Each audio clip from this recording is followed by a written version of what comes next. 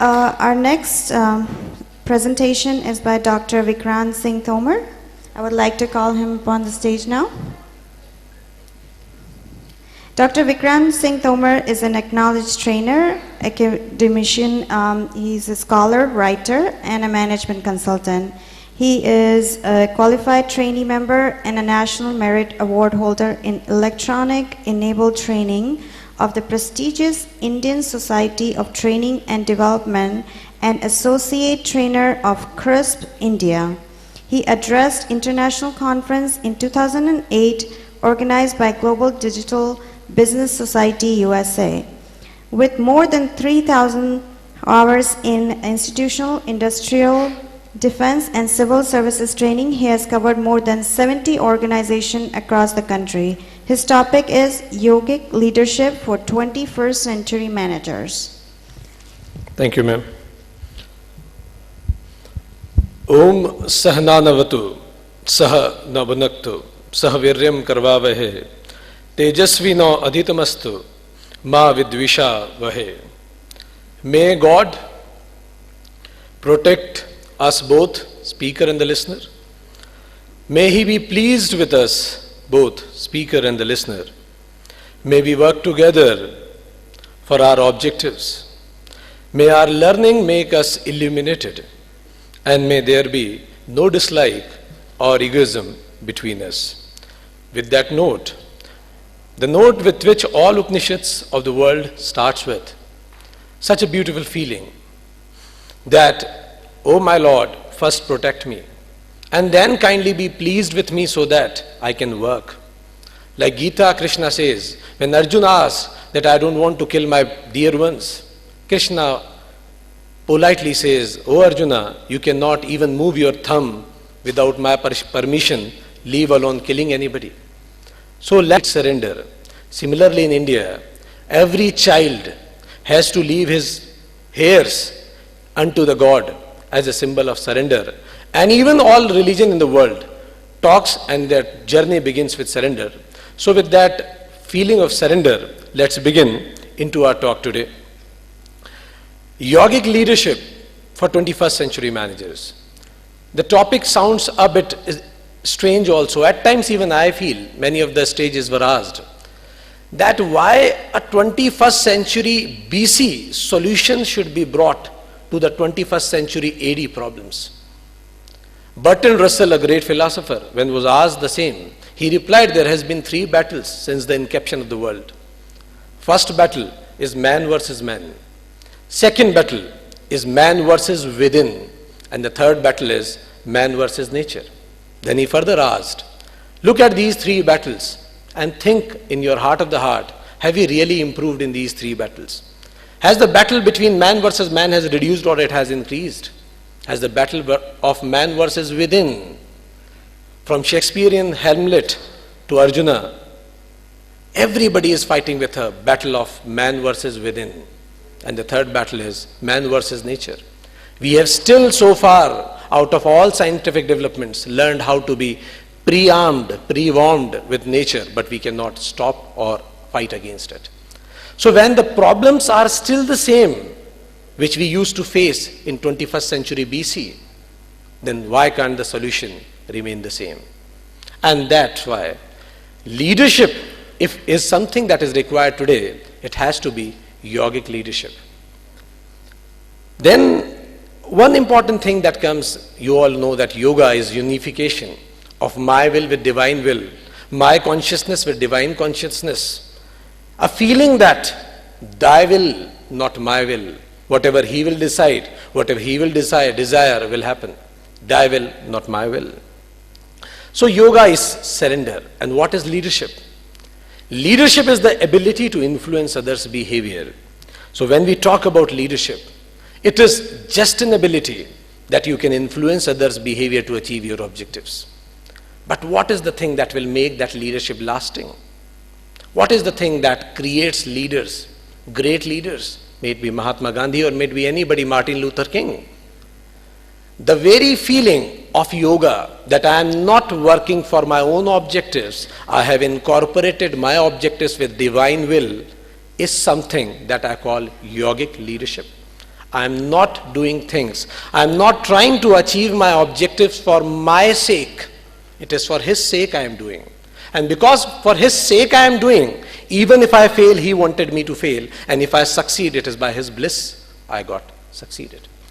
So that is what we call yogic leadership. That feeling, that unification of my will with thy will is that leadership.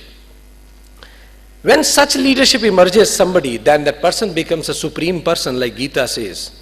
If 1,000 of thousands of the sun rose up at once into the sky, they might resemble the effluence of the supreme person in that universal form. In words of Shakespeare, even the nature might stand up and say, this is the man. From where that leadership comes, let's try to be more into it. When we talk about leadership, general conception is ability to control, as I told you, ability to influence others. Improvement as others has always been the essence of leadership. One who can change the world. But yogic leadership goes a bit into it. It says it is not changing the world, it is changing the inner world. So that it is said that Jaisi drashti vaise srashti. The moment your drashti will change, your srashti will change. In Upanishads and Indian ancient literature, there is a famous small anecdote it is given. 10 merchants went outside of their village for business. There came a river in between, they crossed the river and they went on other bank. But as soon as they reached another bank, one of them doubted. Let's count all of us, because river was very heavy. There somebody might have drowned into it. They counted. One of them started counted 1, 2, 3, 4, 5, 6, 7, 8, 9. And he was confused. Look, only 9 are left. We were 10 initially. He was very depressed about it. Another person started counting 1, 2, 3, 4, 5, 6, 7, 8, 9, and the number was still 9. Everybody was very much threatened.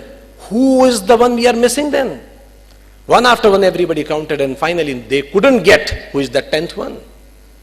They started weeping, they started crying. There was a saint going through their place. So when saint saw them, saint asked, why you are crying? They said, look, we were 10 and now we are 9 only. Then saint said, foolish, you are 10. So he said, where are we 10? Let me count for you. That person again said, 1, 2, 3, 4, 5, 6, 7, 8, 9. We are still 9. Saint shouted, you are the 10th foolish. You are the 10th, and which you are missing yourself.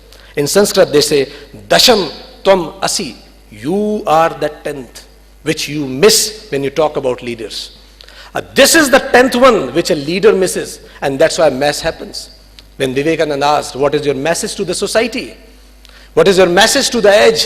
He replied, he was giving his message to the edge. He said, keep the mess out of the age. It is my message to the age. So the point is, keeping that mess out of this mind, leadership begins. So when we talk about leadership, it is within, not without. It is not outside. And because the journey within is a bit difficult, we all know we go for Lord, we go for temples for darshan, we go for our God for darshan to see them, but as soon as we reach in front of God, we close our eyes. We go miles to see them, but we close our eyes as soon as we approach them, because somewhere or other in our learnings it is said that darshan is always done within. Whatever you see outside is just a mirror of your within. So what you see outside is darpan, and what you see within is actually darshan. So when we say leadership, it is an inner journey that goes into you, and it is a bit difficult too, not so common. In Bengali, Rabindranath Tagore has written such beautiful lines. Lord asked from Bhakta, a disciple, Ken tor dui hat pata?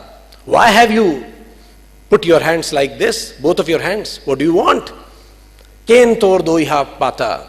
Lord asked from the disciple, why have you kept your hands like this? In a begging position, what do you want actually? Bhakta replies, disciple replies, Dan to chaine, chaije data. I don't need dan, I need data himself. I don't need the gift, I need the giver. I don't need his, I need him. And that is the difference. And that is the difference. A leadership is something deep. It is not asking for his, it is asking for him. It is asking for a greater kingdom rather than the lesser one. So when I say leadership, it is seeking him, not his. So where this leadership basically comes from? Basically two things are there. One is self and second is situation, and whole life is all about it. We focus on situation, they are situational leaders. They want to reform others. Gandhi said, be the change you want to see in the world. But another some people, they focus on self and their own self-development. And that are called self-leaders. Leaders who have generated themselves in so much, developed themselves so much, that now situation gets dominated. Some people directly try to dominate situation. We never know them. In India, where is IK Gujral? You never know. Where is Devagoda? You never know. They used to be Prime Minister of India once upon a time, most important person in India, but then too, they were situational. They did not have something in them, and that's why the world has forgotten them today. But when you talk about leaders who rise from within, they are called Pashupati leaders, and another are called Prajapati leaders. There is ancient Indian mythology of an endless struggle between Pashupati and Prajapati. What is Prajapati? In Hindi, when you say Pati, Pati means one who commands in spite of the fact. So, Pati is somebody who commands. When you say Prajapati, one who commands the Praja, people.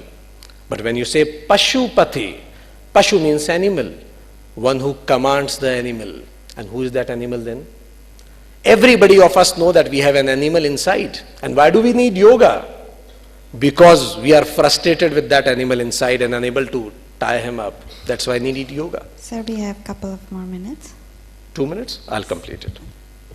So, when you say Pashupati, it means controlling the Pashu within, and then you can generate that leadership.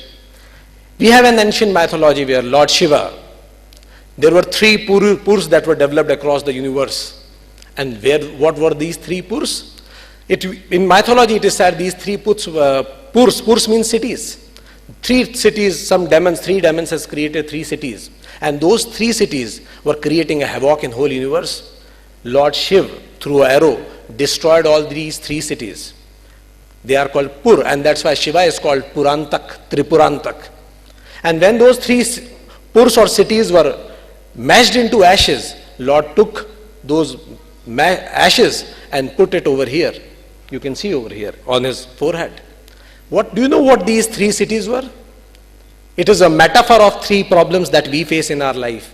Me, mine, not mine. 3 problems of our life. Problem starts when you have something for me. You have something called mine. If there is something mine, there must be something that is not mine. I'll be concerned about mine and I'll forget not mine. And the problem starts, and all our life is a suffering just because of these 3 cities, me, mine, not mine. Lord Shiva destroyed them into ashes and said, leader is one who is above me, mine and not mine. And that is what he calls as Pashupati leader. And he took those ashes and put it here over his forehead so that everybody worshipping him should always remember that me, mine, not mine is going to burn into ashes one day. Even if you follow it, even if you forsake it, whatever, it is going to be fallen into ashes one day. So do not follow it much, because it is just an endless desire. We call it, I'll take 1 more minute and I'll finish it up. Then we call it Purush and Prakriti. What we call is Sankhya Yoga. It is again the same thing. Person who concentrates on self is called Purusha. And everything around the world other than your own consciousness is called Prakriti, nature. Whatever you can touch, any tangible thing is nature. So what exactly it is?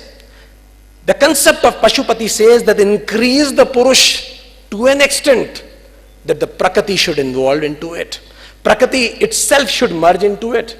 All material pleasures are made for us. Why should we chase them? They should chase us. And that is what is concept of Purush and Prakriti. When Purush goes up, Prakriti merges into it, and we call them Ardh Narishwar. Combination of Purush and Prakriti together. Combination of such a great being that a nature might stand up and say, this is the man, Pashupati. And once a man rises to that level, whole nature merges into it. And still we call 30 years of Indian independence struggle called Gandhi era. And why Gandhi era? Because that time belongs to that person. Had much things to talk, but finally I'll conclude on this slide. So the essence of leadership is that being in between, taking care of your consciousness, do two things if you want to be a great leader. If anybody wants to be a great leader, one focus should be on Parabrahma, inside, development of your own. And second, focus should be on Brahmand. Brahmand means what? It is not universe, it is not celestial bodies. What is Brahmand? Brahmand is that area which is important for us. My Brahmand includes my wife, my sister, my mother, and people who matter to me. So Brahmand is not celestial bodies. Brahmand means those things that matter to us. So two things to be done. Focus on your own inner development, and second, focus on the Brahmand of your subordinates, not your own. Like I'll conclude with a saying in Quran. Quran says, in Hindi it is said, तू हमेशा वो करता है जो तू चाहता है, और होता वो है जो मैं चाहता हूं. तू वो करने लग जो मैं चाहता हूं, तो होगा वो जो तू चाहता है. So it is just that way. So instead of focusing on self, let's focus on others' Brahmand and focus on your own development within. So two focus. We are doing exactly the opposite nowadays. We focus on our Brahmand and their improvement. Do other ways. Focus on your own inner Brahman and improve it. Because we are the 10th. Thank you very much. Thank you so much, sir. It was a wonderful presentation. Anybody would like to ask a question? Maybe we can have one. Somebody has, allow somebody. No, ma'am, please allow somebody. Anyone has question in the audience? My name is Dr. Vikrant Singh Tomar. I am a national trainer with Indian Army and Indian Navy. My mail ID is Vikrant, Vikrant, SINGH Singh, .MIIT, M for management, IIT, Indian Institute of Technology, IIT, @gmail. I am available on Facebook also with the same name. Vikrant Singh .MIIT@gmail. Yes, ma'am. Actually, I have a question for you. Yes, ma'am, tell me. You were talking about Brahman, and you said we should focus on people that matter to us. If we take the aspects of other religions, and I don't want to mention any specific religion, but they also talk about not people only that matter to us, but it's for everybody, like love everyone. What do they fall under Brahman? Do you consider that they are also part of Brahman? When I said Brahmand, I mean things, people, situations, or nations that matter to us is our Brahmand.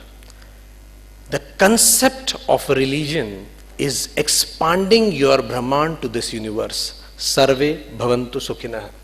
If we can expand our Brahmand, that everything matters to us, if anybody feels pain, if anything matters to us, and then we become a better human being also, rather than only being a good leader. So the concept of what I am trying to say, Brahmand, is if you really want to be a good leader, focus on the Brahmand of your subordinates, so that their worries can be taken up by yourself, and your worries Lord will look after. So that is what I am trying to say. And last point is religion. If you say, look, religion are just the stairs to reach a destination. If you can already reach that destination, no stair is needed. बहुत अच्छी बात है, please बैठिए. Sir ने पूछा what is aham brahmasmi, and try to see how it can be related with the topic today. When you say Brahma is a shabd that means for thinking, thoughts, something that can expand. So Brahma is a thought. Fine. And what do you mean by that? If I say I love you, what do I love actually? Person is a bundle of thoughts only. We all are vibrations, and we are all thoughts only. So when you expand your thoughts to a mighty level, we call it the Brahmand is expanding. And second thing about the technicalities, I am very less learned in the technical terms, but I know only one thing. What Kabir said, and I love it from the bottom of my heart. Kabir once said, "Likha likhi ki nahi hai, dekha dekhi baat." लिखा लिखी की नहीं है, देखा देखी बात. दुल्हा दुल्हन मिल गए, फीकी पड़ी बारात. दुल्हा कौन? गॉड. दुल्हन अपन. अगर आप ऐसे ही, you can have one, you don't need literature, you don't need anything in this world. लिखा लिखी की नहीं है, देखा देखी बात. dulha dulhan mil gaye, feeki padi barat. All concepts are useless if you can directly approach. That is what you call bhakti yoga. If you can directly approach the simplest, the thing that Krishna said, bhakti yoga. Do nothing and you have everything. Thank you. Thank you so much, Vikrantji.